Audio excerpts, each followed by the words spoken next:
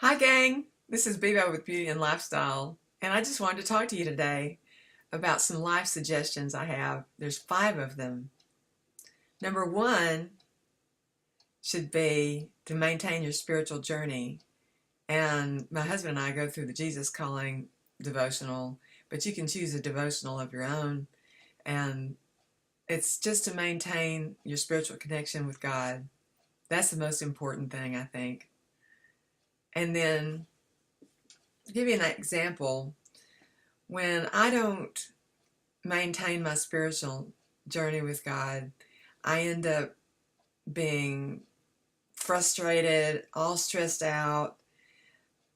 Sometimes I can get angry at the drop of a pin.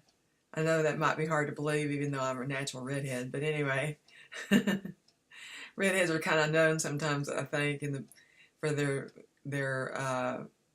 uniqueness, to say the least. I am from Ireland and Scotland, so anyway, but I won't claim that as an excuse to have a temper, especially a temper tantrum. But when I maintain my spiritual connection and devotional every day, I feel at peace with myself and I feel at peace with other people around me. And I think that's just the first thing I would do. And the second suggestion I have is to be kind to yourself. Don't be so hard on yourself. Life is okay, just one day at a time. And don't think that you've messed up so much that you can't correct your course in life and what you're doing. You can correct your course at any time. And just remember, when you're kind to yourself, you'll be more kind to other people. I promise you. And if you don't judge yourself too harshly. Anyway, you can hear my dog barking in the background. And that's just life around here. The dogs bark a lot, especially when the mailman comes. He's usually bringing me a wig or something great in the mail that I've ordered. I don't know. I'm trying to curb my ordering as often as I do. But anyway, the third thing I would do is to remember to be kind to others and to think of other people before yourself. I just said think of yourself and be kind to yourself, and that's important. But when you're kind to yourself, you can be kinder to other people. And just remember, don't judge too harshly someone else's journey. Don't be so opinionated that you judge them so harshly that you feel like they can't be forgiven, because forgiveness can come at any moment, at any time. And you can learn to forgive yourself and to forgive other people.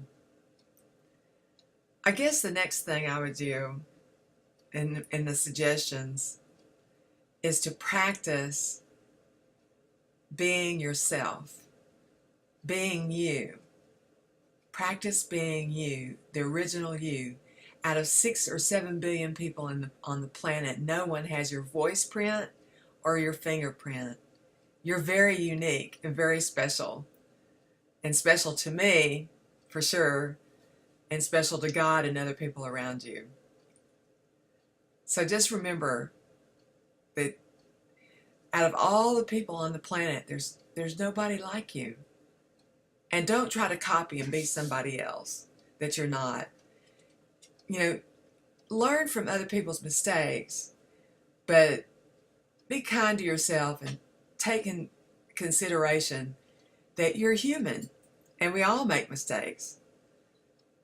And so the last thing I'd like to say, I think, in my suggestions before I tell a story is to watch out.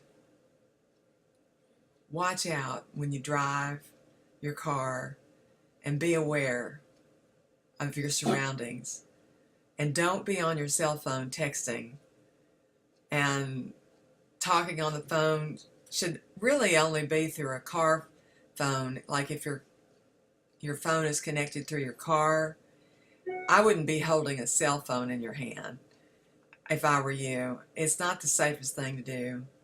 The best thing is to be aware and to drive safely.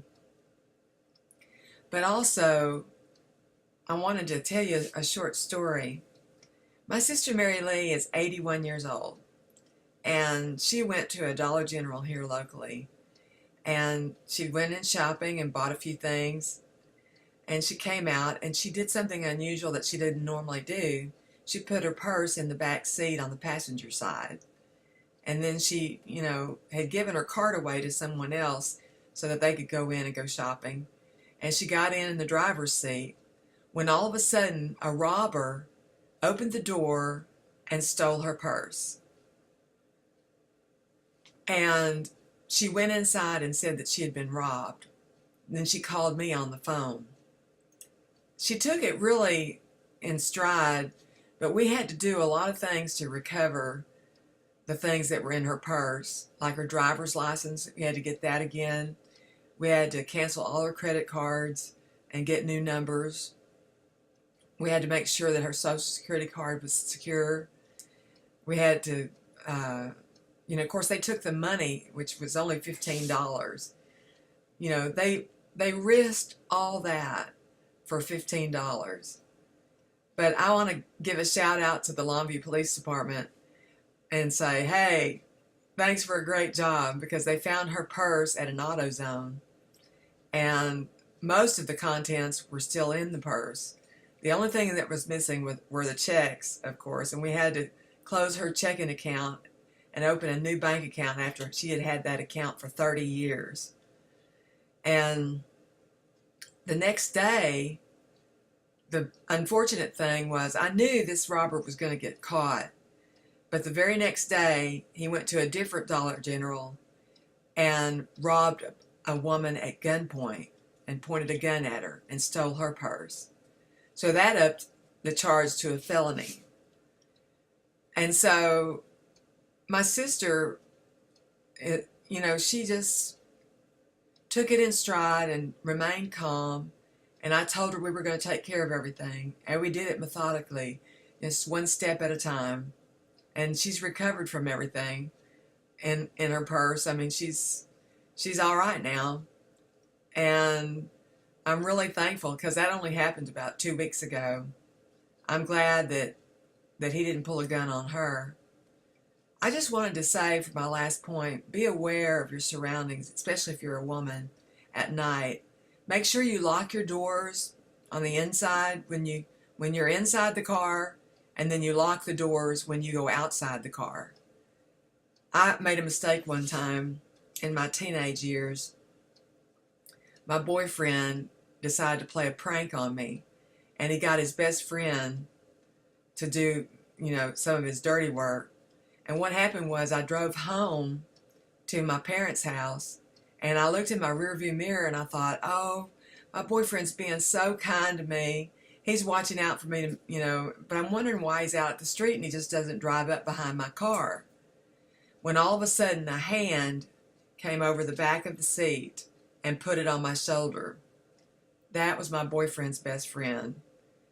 I immediately panicked and started yelling, door, door, door, door. And I was trying to get out the door, but I had locked the door.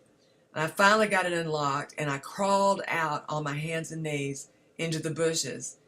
And even when I recognized who had put his hand on my shoulder, I still wouldn't come out of the bushes for about 30 minutes. So I just want to say to you, just be careful when you get in your car. I would look inside in the back seat before you get in it and make sure, there's nobody there. But lock the door when you're inside the car, and lock the door when you're outside the car going into a store. Because you never know what's going to happen sometimes with people that are mean and hateful and cruel and that are criminals out there. And they're just plain losers and acting stupid. When really, they're human beings that have an opportunity to straighten out their life before they ever commit a crime. But I just wanted to say I'm glad my sister overcame, and I'm glad that I got to share these suggestions with you. And I hope you find it helpful. And please comment if you don't mind. And if you haven't subscribed to my channel, please do. Please subscribe. I would love to hear from you. And I love your comments because I love to interact with you. So this is Bevo with Beauty and Lifestyle saying, see you soon. Bye for now.